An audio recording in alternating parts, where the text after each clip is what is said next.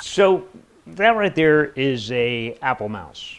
Very interesting, great tool if you like Macs. This is a Tesla wall connector. Now, I ordered a Tesla a few weeks ago, and I wanted to make sure I was perfectly set up for the car. So here is the wall connector. It came via FedEx today. So let's take a look and you'll see. I think you'll see why I wanted to show you that mouse. So here we go. Pulling down the tape. And this will be installed by an electrician tomorrow. The Tesla Generation 3 wall connector.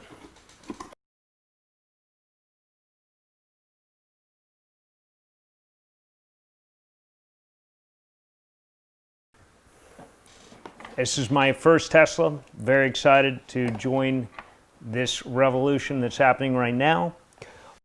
Beautiful device, very streamlined. We'll look forward to installing it right here in my garage. And as you can see on the box, thank you for accelerating the world's transition to sustainable energy. So here it is, Tesla wall connector. I will let the electrician do the rest. But there's a template for installation, and so you will see it as of tomorrow installed. But that's it. That is the Tesla wall connector. Thanks for watching. Please subscribe so I can keep you up to date on this Tesla adventure.